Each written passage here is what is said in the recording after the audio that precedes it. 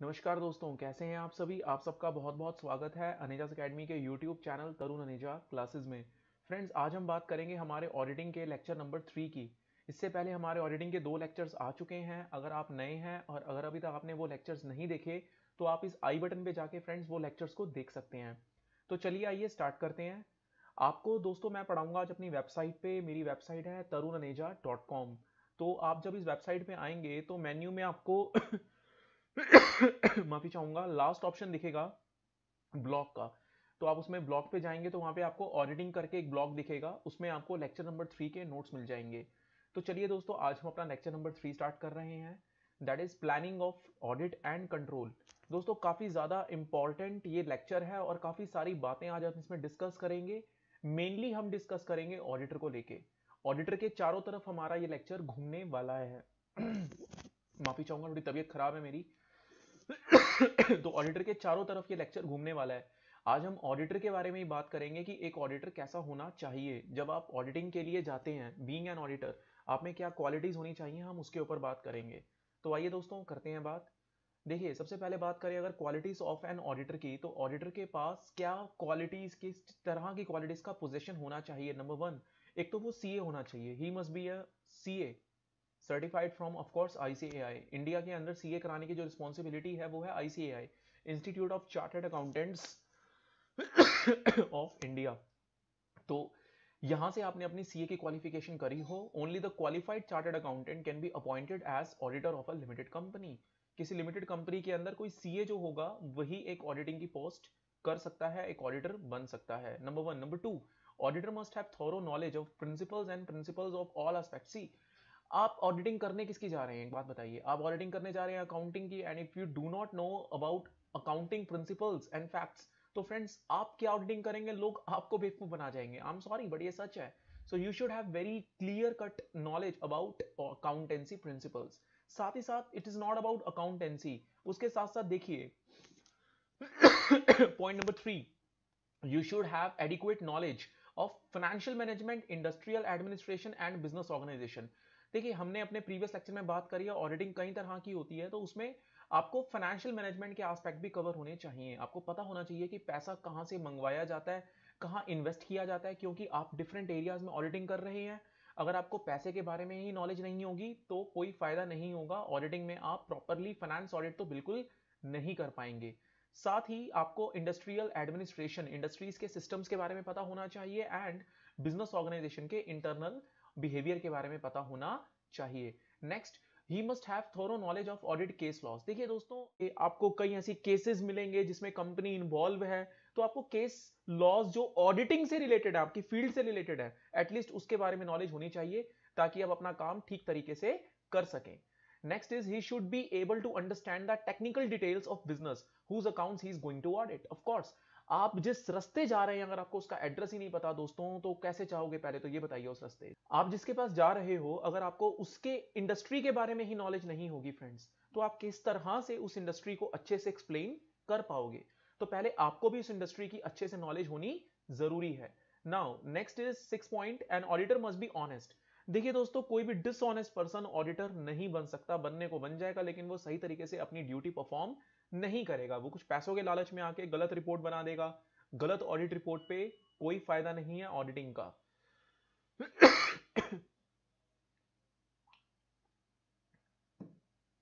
And last is he must act impartially and not influenced by others. एक auditor impartial behaviour दिखाए, ऐसा ना हो कि वो बाइजनेस दिखाए किसी एक के प्रति, किसी एक व्यक्ति के प्रति, किसी एक निजी रीजन के लोग हैं कि चलो यार मैं भी सपोज करो मैं भी उत्तराखंड का हूं, अच्छा आप भी उत्तराखंड के हैं, चलो ठीक है मैं आपके खिलाफ कुछ गलत नहीं बोलूंगा। ऐसा नहीं होना चाहिए। ये उत्तराखंड का मैंने एग्जांपल लिया है। से कोई भी स्टेट के व्यक्ति होते हैं, अपने स्टेट के लोगों को देखते हैं तो उनका एक लगाव जुड़ जाता है। अच्छा आप हमारे स्टेट के हैं तो हम आपके खिलाफ नहीं जाएंगे, ऐसा नहीं होना चाहिए, कोई पर्सनल बायसनेस ना हो। So next is point number 8, he should be hard working, systematic and methodical. Now hard working तो ऑफकोर्स होना चाहिए, क्योंकि ऑडिट का जो वर्क होता है काफी ज्यादा आप कह सकते हो कि बिजी स्केड्यूल वाला होता है। इसमें आपको काफी सारे टास्क फुलफिल करने पड़ते हैं। तो अगर आप हार्ड वर्किंग नहीं है, लेजी हैं, तो ऑडिटिंग की फील्ड आपसे नहीं हो पाएगी। नेक्स्ट इज सिस्टमैटिक, सिस्टम के थ्रू आप चले, एक लॉजिकल मैनर में चले। एंड मेथोडिकल क्या होता है दोस्तों, जो भी रूल्स प्रोसीजर्स सेट किए गए हैं कि सपोज कोई भी कम्युनिकेशन अगर हो रिटर्न में होना चाहिए तो रिटर्न में ही हो। आप कोई भी चीज ऐसे नहीं ओरली जो आप करें, प्रॉपर जो मेथड डिस्क्राइब करे गए हैं किसी ऑर्गेनाइजेशन के उसी के थ्रू ही आप चलें। Next is he must have capacity to hear arguments of others. देखो ऑडिटर ऐसा नहीं होना चाहिए सिर्फ सुनाए जाके, आप वहां पे सामने वाले के बारे में भी उनकी इंफॉर्मेशन भी लीजिए, आप उनके बारे में भी तसल्ली से जानिए उनकी बात क्या है, उनको समझ के फिर आप अपनी ऑडिट रिपोर्ट तैयार कीजिए। And last, he should not disclose the secret of his clients. अपने क्लाइंट्स के सीक्रेट्स तो देखो यार, ये किसी भी प्रोफेशन के अंदर आप चले जाओ, अगर आप अपने क्लाइंट्स के सीक्रेट नहीं रख पा रहे मेंटेन, तो आप बहुत बड़ी गलती कर रहे हो, वो प्रोफेशन के खिलाफ जाएगी बात। आप अपने क्लाइंट्स के इंफॉर्मेशन ऐसे ही लीक नहीं कर सकते। एंड एक पॉइंट और है, माफी चाहूंगा, 10th पॉइंट और भी था, he should have adequate skills and courage to write audit report correctly, clearly and concisely. देखिए ये बहुत ही ज्यादा इंपॉर्टेंट पॉइंट है। होता क्या है, कई बार आपको कोई ऐसी बात लिखनी पड़ जाती है किसी कंपनी के खिलाफ, किसी व्यक्ति के खिलाफ जो पोजीशन में बहुत बड़ा है। हो सकता है वो आपको किसी तरह का कोई धमकी भरा कोई बात दे, कोई साइन दे, कोई सिग्नल दे, तो आपको डरना नहीं है। अगर आपको अपना प्रोफेशन ठीक तरीके से करना है ऑडिटर का, तो आपको अगर किसी बड़े व्यक्ति के खिलाफ कोई बात लिखनी पड़े, किसी बड़े व्यक्ति के खिलाफ जाना पड़े अपने क्लाइंट की ऑर्गेनाइजेशन के बेटरमेंट के लिए, तो आप करिएगा। ऑडिटर ऐसा होना चाहिए। तो ये ऑडिटर की क्या है, कुछ क्वालिटीज है दोस्तों। नेक्स्ट है appointment, appointment of an auditor. एक ऑडिटर की अपॉइंटमेंट किस तरह से होती है, तो डिपेंड करता है दोस्तों कहां हो रही है अपॉइंटमेंट।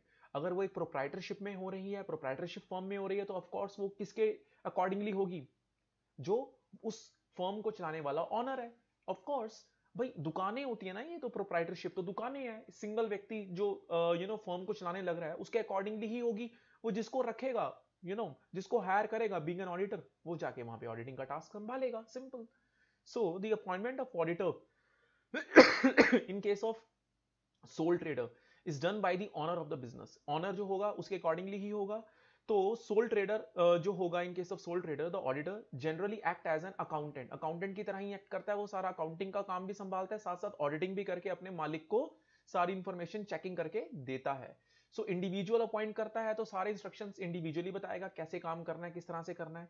तो उसका स्कोप, उसका एग्रीमेंट सब इंडिविजुअल डिसाइड करता है, ज्यादा इंपॉर्टेंट नहीं है हमारे लिए। आगे बढ़ते हैं पार्टनरशिप पे। पार्टनरशिप में ऑफ कोर्स एक से ज्यादा लोग होते हैं मालिक, तो पार्टनर्स करेंगे, सब कुछ वैसा ही है, बट यहाँ सिंगल बंदा सब कुछ कर रहा था। ऑडिटर की अपॉइंटमेंट यहाँ पे पार्टनरशिप में कौन करेंगे, पार्टनर्स। हमारे लिए मेन है दोस्तों अपॉइंटमेंट ऑफ कंपनीज ऑडिटर्स।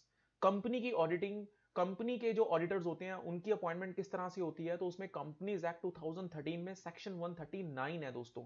उसमें ये कंपनी के एक ऑडिटर के बारे में बताया गया है कि किस तरीके से ऑडिटर की जो है अपॉइंटमेंट वो की जाती है। सो सेक्शन 139 है, काफी ज्यादा है ये इंपॉर्टेंट सेक्शन। और ये सेक्शन किसको लेकर है, अपॉइंटमेंट को लेकर। तो आइए दोस्तों डिस्कस करते हैं। तो इस सेक्शन में सबसे पहला है 139 क्लॉज 1। ये बात करता है appointment of auditor by members. तो मेंबर्स जो अपॉइंट करते हैं, मेंबर्स कौन होते हैं, जी हाँ, शेयर होल्डर्स। किसी भी कंपनी के जो मेंबर्स होते हैं वो होते हैं शेयर होल्डर्स। और ऑफ कोर्स शेयर होल्डर्स आगे पीछे तो पार्टिसिपेट करते नहीं, कंपनी के डे टू डे वर्किंग में, वो तो डायरेक्टर्स करते हैं, पता होगा आपको। तो शेयर होल्डर्स कब आते हैं, वो आते हैं during AGM, annual general meeting. साल के आखिरी में जब अकाउंट्स के बनने के बाद एजीएम बिठाई जाती है, वहां पे ऑडिटिंग की, ऑडिटर की, माफी चाहूंगा, अपॉइंटमेंट की जाती है। So a company shall appoint an individual or a firm as an auditor at the first annual general meeting and each subsequent 6th annual general meeting. आप देखिए, इनिशियली जब पहली बार एजीएम होगी कंपनी के बनने के बाद, इनकॉर्पोरेट होने के बाद, एक तो तब होगी, और उसके बाद आने वाली हर छठी एजीएम में क्या होता है, ऑडिटर जो होता है वो अपॉइंट किया जाता है, ध्यान रखिएगा इसका। नेक्स्ट है सच ऑडिटर शैल होल्ड, माफी चाहूंगा, hold office till conclusion of 6th annual general meeting. Of course एक बार ऑडिटर डिसाइड हुआ तो वो नेक्स्ट 6 एजीएम्स तक क्या रहेगा, ऑडिटर कंपनी का रहेगा। Such appointment shall be placed before the members at each AGM for ratification. क्या मतलब हुआ दोस्तों, इसका मतलब हुआ कि वो जो मेंबर है अपनी पोजीशन पे प्लेस रहेगा, कब तक, जब तक कि जितने भी मेंबर्स हैं एजीएम के अंदर वो रेटिफाई नहीं कर देते। रेटिफाई का मतलब होता है हामी भरतना। जो अपॉइंटमेंट है वो तभी मानी जाएगी जो मेंबर्स हैं वो इस चीज पे अपनी राजीनामा दे दें, रेटिफाई कर दें कि यस हम इस व्यक्ति को जो भी ऑडिटर के लिए अपॉइंट हुआ है हम इसे रेटिफाई करते हैं, we all are agree for the appointment of that so and so person. So ये हो जाती है हमारी अपॉइंटमेंट बाय मेंबर्स। नेक्स्ट है दोस्तों that is period for which the appointment is made. अब कितने टाइम पीरियड के लिए अपॉइंटमेंट जो है वो रहती है। So an individual can be appointed for a term not more than 5 years। Yes, 5 साल से ज्यादा के लिए वो अपॉइंट नहीं होगा। तो क्योंकि देखो 5 साल के बाद छठा ईयर आएगा, छठे ईयर में जो एजीएम होगी उसमें उसकी क्या हो जाएगी, चेंजेस हो जाएंगे उसके। और जब चेंजेस होंगे उसके तो कौन करेगा, एजीएम में हमारे जो मेंबर्स हैं वो करेंगे। तो 6th एजीएम में तो वो चेंज होने वाला है, तो इसलिए जो टर्म है वो कितने की है, 5 years की। An audit firm can be appointed for a consecutive term not more than 2 terms of 5 years। Audit firm को आप इंडिविजुअल को 5 years के लिए आप कर सकते हैं अपॉइंट। अगर आपने कोई फर्म हायर करी है, एक इंडिविजुअल भी ऑडिटर की पोस्ट पे रह सकता है और एक फर्म भी एज एन ऑडिटर की पोस्ट पे रह सकती है। फर्म के लिए क्या है, 5 साल 5 साल, तो 2 लगातार 5-5 साल के लिए आप एक फर्म को हायर कर सकते हो, उसके बाद आपको उसे रिप्लेस करना पड़ता है। और नेक्स्ट है N individual or a firm which has completed its term shall not be eligible for reappointment of auditor in the same company for next 5 years for the completion to term। of course ये बात तो हमने ऊपर कर ही ली कि एक बार अगर आपके 5 years का टर्म पूरा हो गया तो उसके बाद आप फिर ऑडिटर के लिए अपॉइंट नहीं रह सकते। So third is appointment of auditor of government companies. देखिए गवर्नमेंट कंपनी, ये तो हमने बात करी पब्लिक कंपनी के अंदर किस तरह से होता है, मेंबर्स किस तरह से करते हैं। अगर हम बात करें गवर्नमेंट कंपनी, अब आप में से कईयों को नहीं पता होगा दोस्तों गवर्नमेंट कंपनी कौन सी होती है, तो मैं आपको बता देता हूं।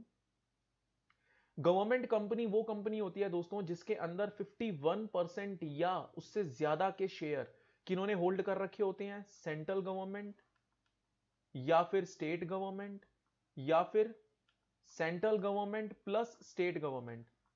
ऐसी कोई कंपनी जिसके अंदर 51 या उससे ऊपर के शेयर्स सेंट्रल गवर्नमेंट ने, केंद्रीय सरकार, स्टेट गवर्नमेंट ने, राज्य सरकार, या केंद्र सरकार व राज्य सरकार ने मिलके अगर अपने नाम पे कर रखे हैं किसी कंपनी के शेयर्स, तो वो हमारी कौन सी कंपनी कहलाएगी दोस्तों, गवर्नमेंट कंपनी।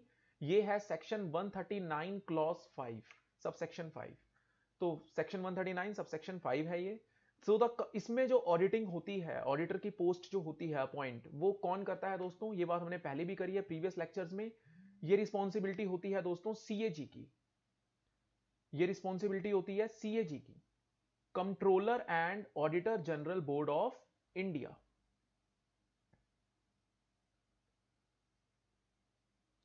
ये रिस्पॉन्सिबिलिटी होती है दोस्तों सीएजी की, controller and auditor general board of India. CAG appoint करता है। So the Comptroller and Auditor General Board of India shall, in respect of financial year, appoint an auditor duly qualified within 180 days from the commencement of financial year, who shall hold office till conclusion of AGM। Next AGM तक के लिए वो क्या कर सकता है, basically auditor की post के लिए वो आ सकता है, वो क्वालिफाइड है। जिसको भी कहा है ऑफ कोर्स जो हमारे सीएजी हैं, सीएजी जो है हमारा उन्होंने जिसको भी कहा है कि आप किसी पर्टिकुलर फाइनेंशियल ईयर के लिए एज एन ऑडिटर अपॉइंट हो सकते हैं, तो वो जा सकता है। और वो नेक्स्ट जब तक एजीएम नहीं आती तब तक के लिए वो ऑडिटर रह सकता है, और ऑडिटर की उसे जो पोजीशन है वो हैंडल करनी है आने वाले नेक्स्ट 180 दिन के अंदर अंदर। तो नेक्स्ट 180 डेज के अंदर अंदर वो क्या है, he is duly qualified with in 180 days from the commencement of financial year, who shall hold office till conclusion of AGM। अगली AGM तक के लिए वो ऑडिटर रह सकता है। मान के चलो सीएजी ने 1 मार्च को, मैं आपको इसका एग्जांपल देता हूं, से फॉर एग्जांपल सीएजी ने 1 मार्च को 2021 किसी को ऑडिटर की पोस्ट के लिए अपॉइंट किया, अपॉइंटेड एज ऑडिटर। तो नेक्स्ट 180 दिन, यानी कि आप मान के चलिए मार्च के हो गए 31, आप यूं लेके चलिए, अप्रैल के हो गए 30, फिर हो गए हमारे मई के 31, जून के 30, जुलाई के 31, अगस्त के 31, 1 2 3 4 5 6, राइट। तो इसमें देखिए कितने डेज हो गए, 1 2 3 4, 64 डेज, राइट। तो आप इसमें से 4 दिन लास्ट के कम कर दीजिए, तो आप आ जाते हैं 31 में से 4 गए 27। तो 27 अगस्त तक उसे ऑफिस होल्ड करना पड़ेगा। जब उसे अपॉइंट करा गया है सीएजी के द्वारा, तो वो 27 अगस्त तक ऑफिस होल्ड कर सकता है। 27 अगस्त तक उसे किसी भी हालत में पहुंचना है उस ऑफिस, यानी कहने का मतलब है तब से उसका जो एज एन ऑडिटर जो काम होगा वो शुरू हो जाएगा। और वो कब तक ऑडिटर बन के रहेगा, अप टू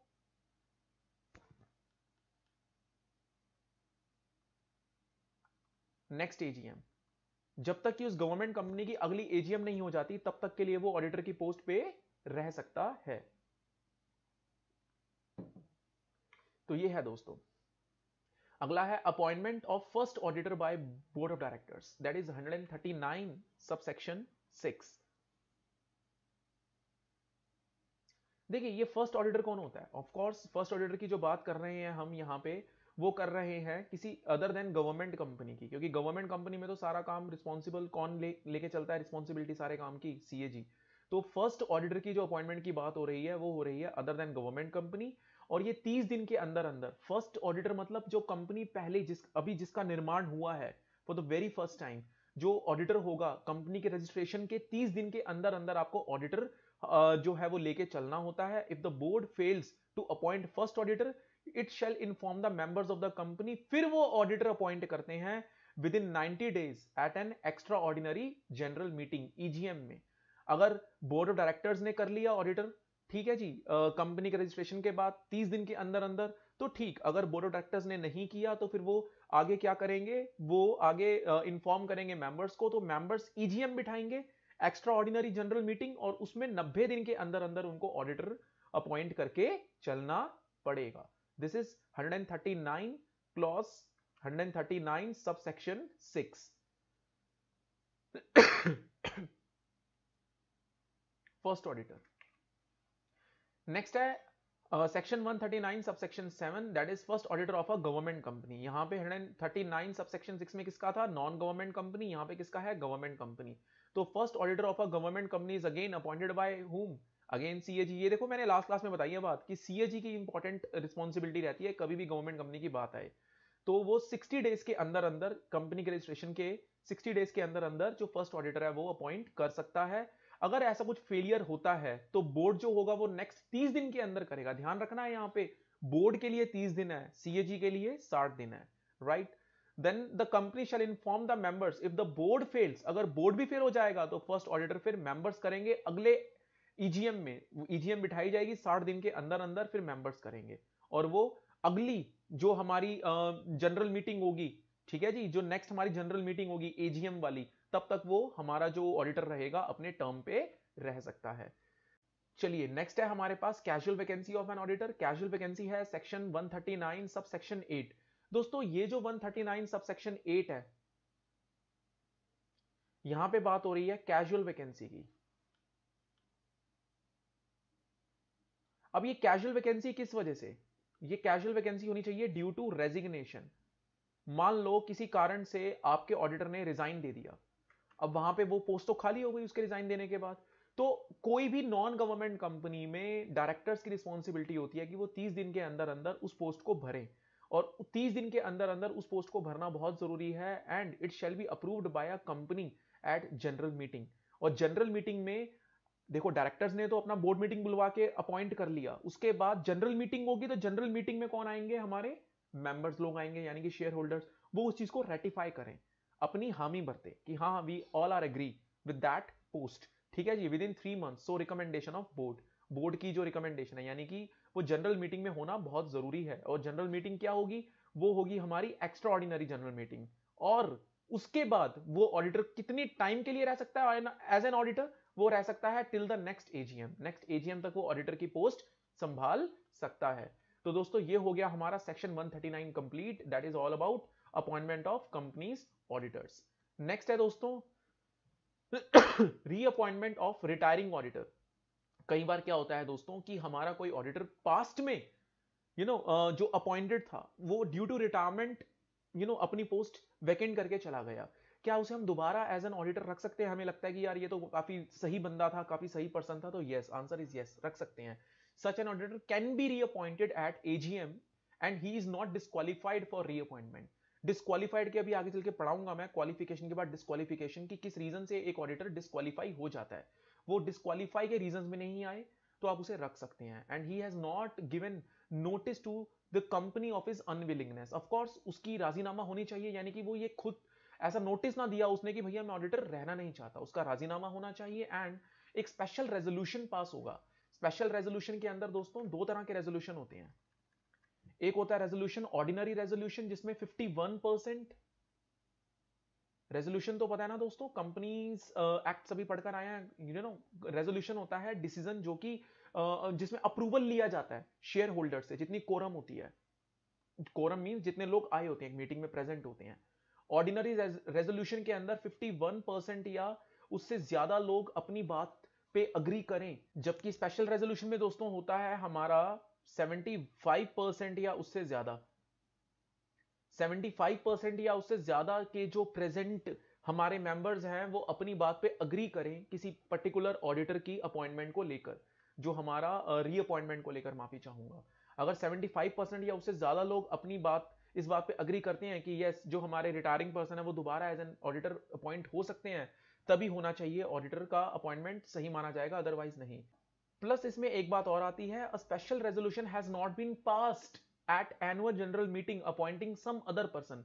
यानी कि पहले से किसी और व्यक्ति को आपने ये ना कहा हो कि भाई हम डिसाइड कर चुके हैं। एसआर कौन पास करता है? एनुअल जनरल मीटिंग में हमारे मेंबर्स पास करते हैं।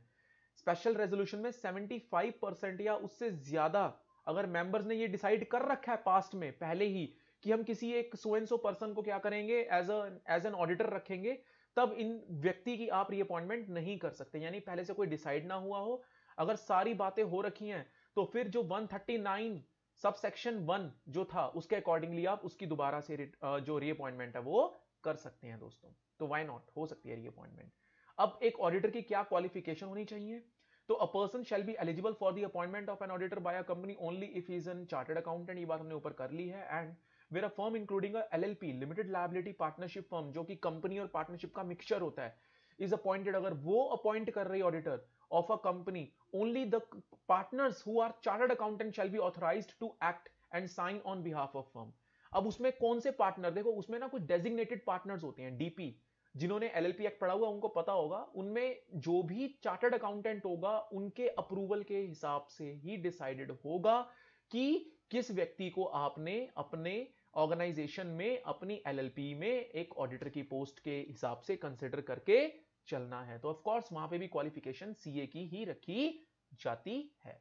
सो डिस्क्वालिफिकेशन दोस्तों ये बहुत इंपॉर्टेंट है। क्या नहीं होनी चाहिए क्वालिफिकेशंस? नंबर 1, एन ऑफिसर और employ of the company.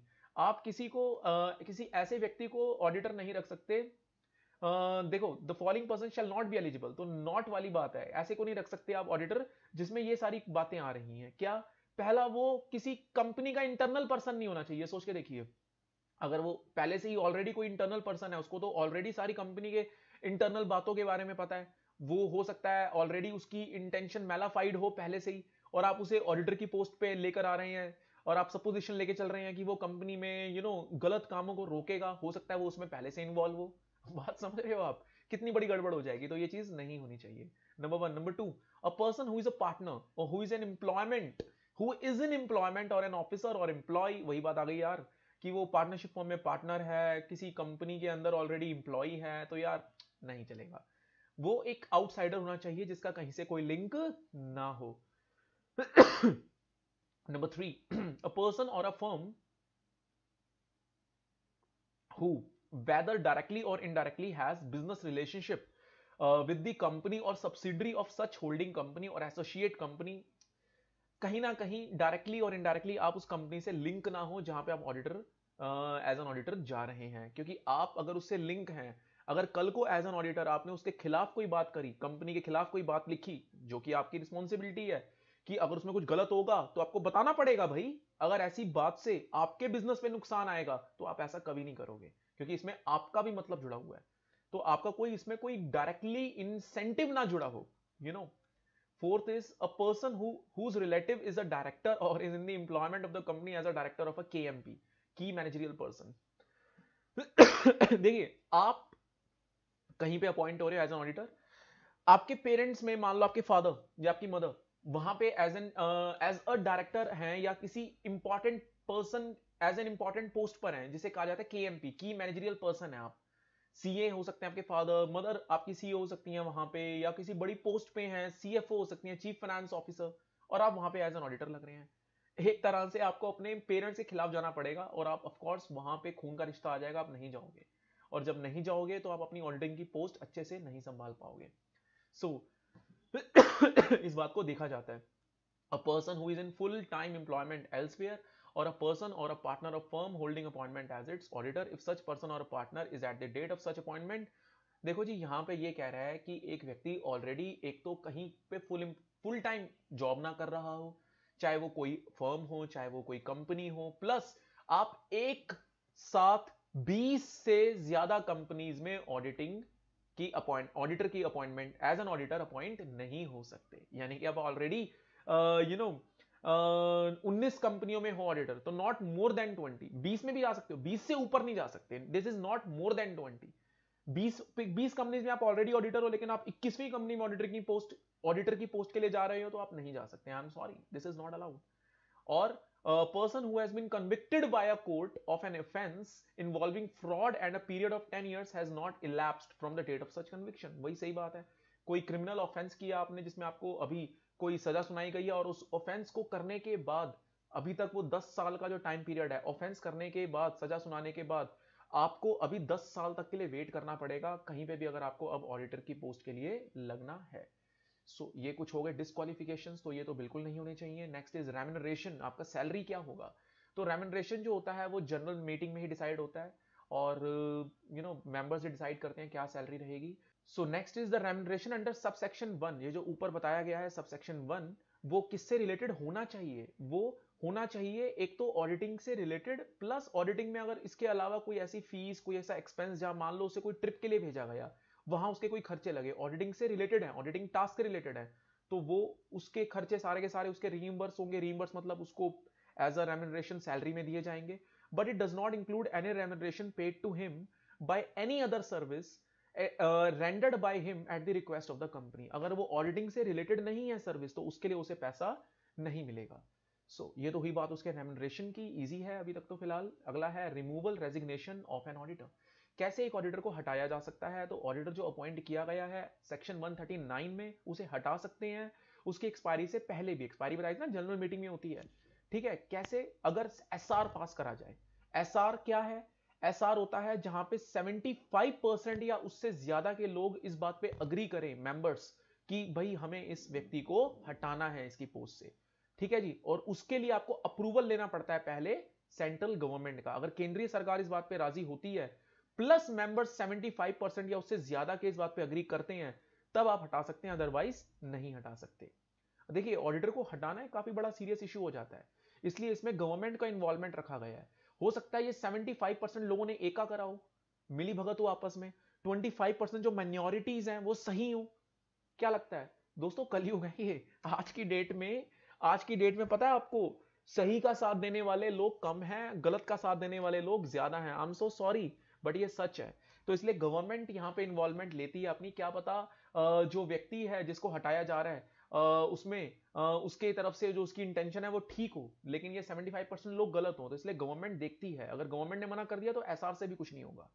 So auditor who resign from the company shall file within a period of 30 days, यहाँ डेज आएगा दोस्तों, from the date of resignation a statement in a prescribed form, जो भी form रखा जाए उसमें, with the company a registrar, and the auditor shall also with the company का जो रजिस्ट्रार है उसको वो फाइल करेगा एक स्टेटमेंट, जिसमें कि ऑडिटर को क्या बताना पड़ेगा? Shell also file a such statement with the controller and auditor general board. CAG को भी वो फाइल करेगा, इंडिकेटिंग द रीजन कि उसे क्यों हटाया जा रहा है। अब अगर मान लो रेजिग्नेशन अगर वो देने लग रहा है, ठीक है, अगर वो रिजाइन करने लग रहा है, ठीक है, तो रिजाइन का रीजन क्या है? हो सकता है कंपनी में कुछ बहुत मेलाफाइड इंटेंशन के साथ काम हो रहा हो, डायरेक्टर्स मिले हों। देखो दोस्तों, ऑडिटर का रेजिग्नेशन एक बड़ी चीज होती है, ये बात ध्यान रखना। जितनी बड़ी बड़ी कंपनी में अगर सच्चे लोग थे, जितने भी बड़े बड़े स्कैंडल हुए, स्कैम्स हुए, अगर सच्चे लोग थे, तो उसमें आपने नोटिस किया होगा, आप देख लो कहीं भी स्कैंडल उठाकर देख लो, सही लोग थे तो उन्होंने पहले रिजाइन दे दिया। उनको पता था यहां गलत हो रहा है, उन्होंने ट्राई किए होंगे कि ये चीज ना हो, लेकिन जब उनकी बात किसी ने नहीं मानी तो उनके पास आखिरी ऑप्शन था रिजाइन करना, तो रिजाइन कर देते हैं ऐसे में। तो ये बात फिर आगे चल के एक बार इंफॉर्मेशन आगे सीएजी को होनी चाहिए। अगर मान लो कोई बहुत बड़ा स्कैंडल होने वाला है तो उससे वो पहले ही कंट्रोल हो जाता है। बाकी ऑडिटर के राइट्स क्या है, आइए बात कर लेते हैं। Rights to books, access books of accounts. Of course आप जा रहे हैं ऑडिटिंग के लिए, आप ऑब्वियसली अकाउंट्स और जर्नल्स, वाउचर्स ये सब मांग सकते हैं और आप उसको देख सकते हैं। Right to obtain the information and explanation, आप किसी से भी इंफॉर्मेशन, इवन कंपनी के डायरेक्टर से भी इंफॉर्मेशन या एक्सप्लेनेशन ले सकते हो। फिर तो बात एम्प्लॉयज की रह ही गई, सबसे ही ले सकते हो। Right to receive notice, all notice of the company and other communication, जो कि कंपनी के पास राइट है लेने का। से कोई बिजली के बिल का नोटिस है या कोई पर्टिकुलर कोर्ट नोटिस है, वो ऑडिटर उसे रिसीव कर सकता है, वो ले सकता है। अगर मान लो उसी पल कोई नोटिस आया, कोई जरूरी बात आई, अब उस नोटिस को लेने से कंपनी के किसी ऑफिशियल ने मना करा, ऑडिटर कहेगा नहीं, आपके पास जो राइट है किसी चीज को लेने का, नोटिस वगैरह को रिसीव करने का, वो मेरे पास भी है, क्योंकि मैं यहाँ इस कंपनी में यहाँ पे ऑडिटर की पोस्ट संभाल रहा हूँ, तो मेरे पास ये सारे राइट्स हैं। Plus right to sign audit report. Of course at the end of the auditing एक ऑडिटर को ऑडिट रिपोर्ट साइन करनी होती है, उसमें वो बताता है, एक्सप्लेन करता है कि कहाँ कहाँ क्या क्या दिक्कत है, तो उसमें वो साइन करेगा।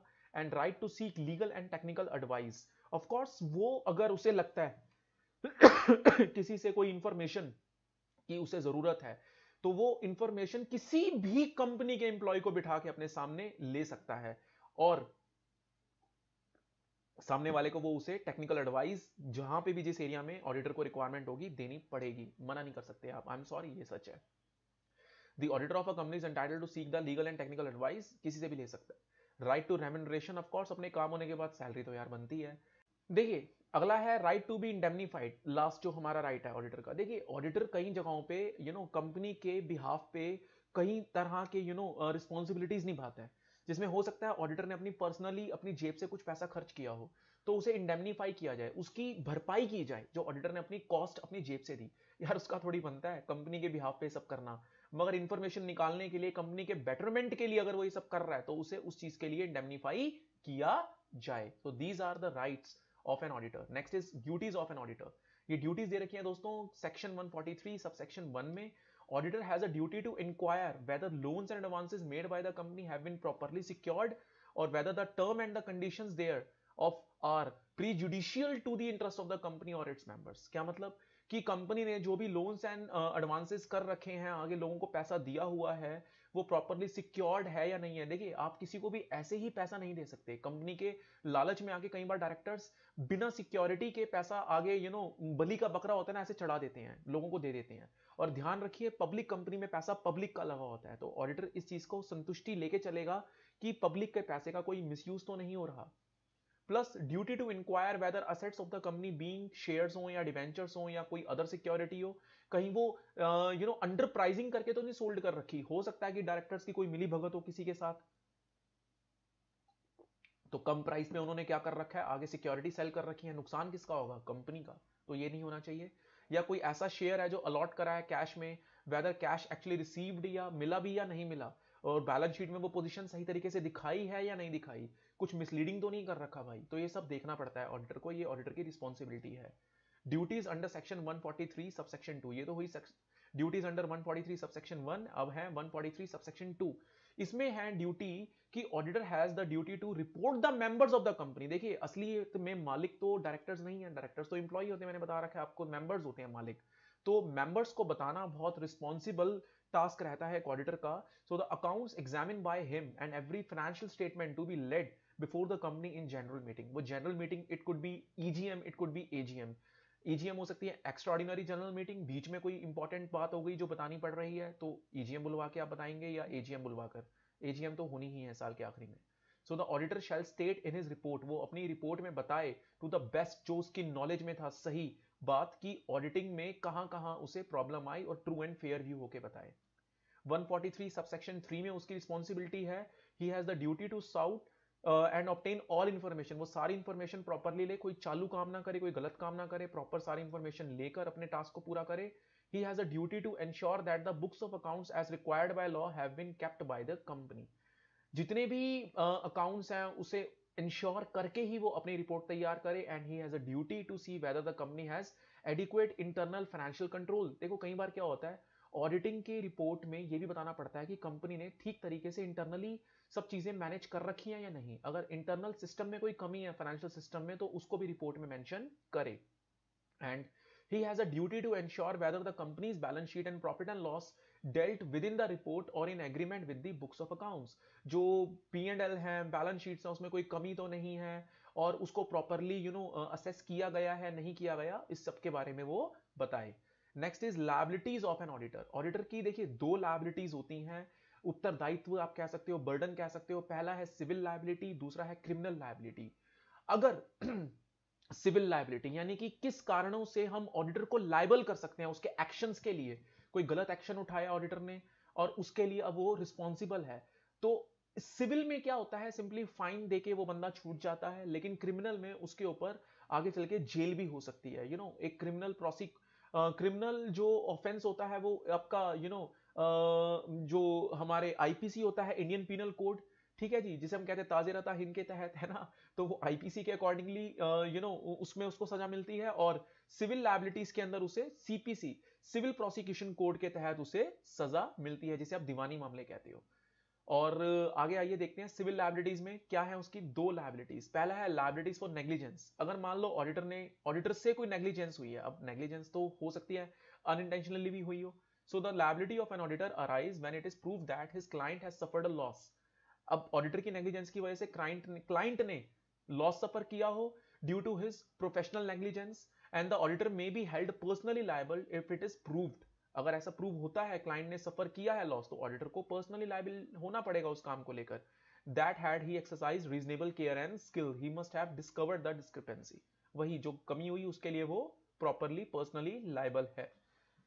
And in a case it was held that if the auditor fails to show as much skill and diligence as it is expected, अगर ऑडिटर से जितनी एक्सपेक्टेशन की गई थी, अगर उसने उतना स्किल्स और एक्सपेक्टेशंस के अकॉर्डिंगली खरा नहीं उतरा जो एक ऑर्डिनरी एक व्यक्ति को होना चाहिए, तो वो तब जाके पर्सनली लायबल होगा.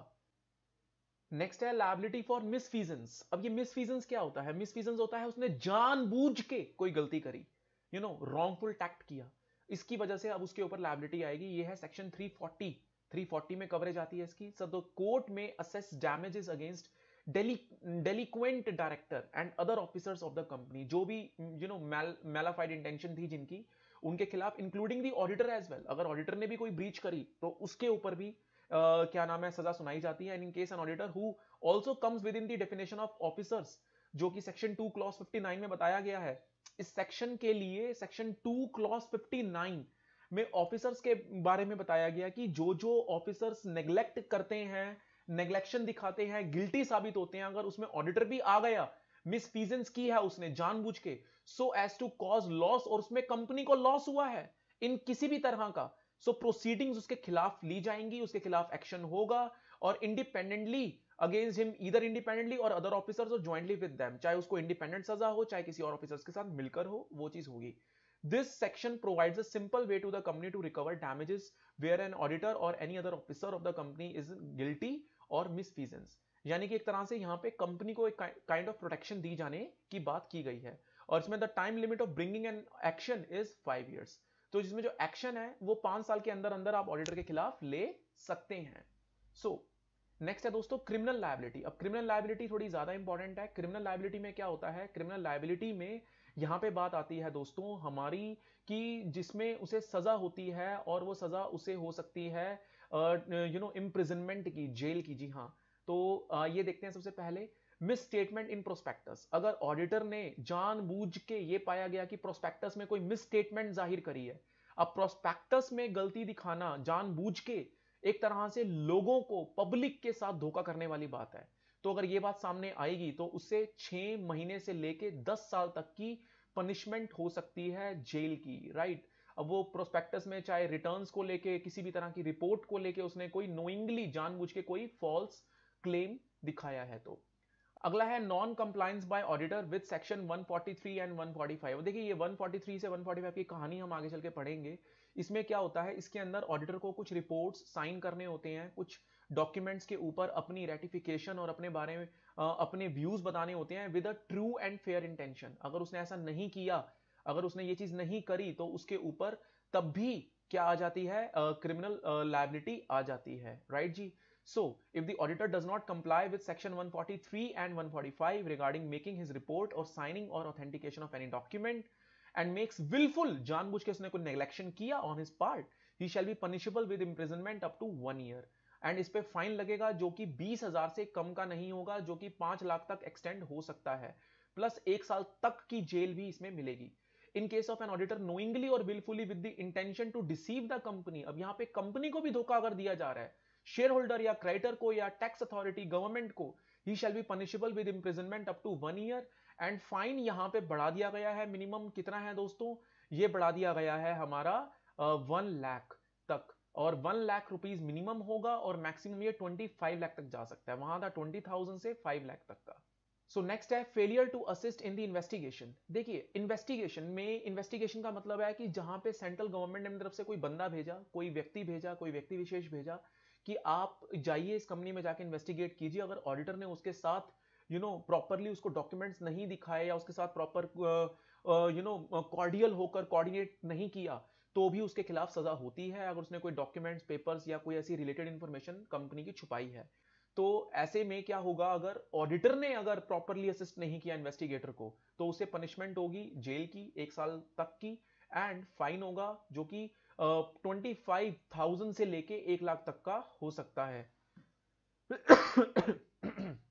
नेक्स्ट है penalty for falsification of books. अगर बुक्स में उसने कोई गलत काम करा है, छुपाया है, कोई पेज फाड़ा है, डिफ्रॉड किया है, डिस्ट्रॉय किया है, म्यूटिलेट किया है, पेज फाड़ने की कोशिश करी, या उस पर इंक गिरा के कोई इंफॉर्मेशन छुपाने की कोशिश करी, या कुछ भी ऐसी बात पाई गई, तो उसे सजा होगी दोस्तों, जो कि 3 साल से लेके, 3 साल मिनिमम है, 5 साल तक जा सकती है, और फाइन मिनिमम 1 लाख से लेके 3 लाख तक जा सकता है। और लास्ट है पेनल्टी फॉर डेलिब्रेट, जानबूझ के उसने कोई ऐसा एक्ट किया जिसमें कोई चीज उसने, एक्ट ऑफ कमीशन और ओमिशन। कमीशन मतलब कोई एक गलती करी किसी दूसरी गलती को छुपाने के लिए, या उसने कोई बात छुपाई, अगर ऐसा पाया गया दोस्तों, चाहे वो बैलेंस शीट में हो, चाहे वो अपनी रिपोर्ट में हो, चाहे प्रोस्पेक्टस में हो, कोई मटेरियल फैक्ट, कोई इंपॉर्टेंट फैक्ट छुपाया, तो उसे सजा होगी कम से कम 6 महीने और मैक्सिमम 10 साल तक।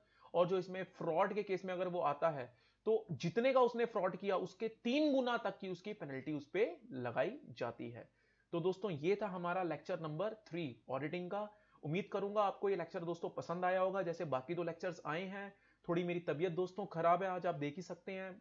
और उसके अलावा दोस्तों अगर आपको इसके नोट्स की रिक्वायरमेंट है, तो आप tarunaneja.com पे जाके, ब्लॉग्स पे जाकर लास्ट में यहाँ पे ये जो पीडीएफ फाइल है दोस्तों डाउनलोड कर सकते हैं।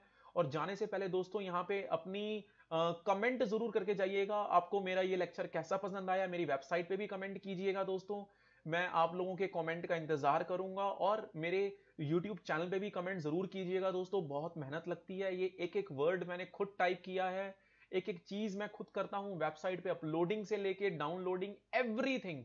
तो दोस्तों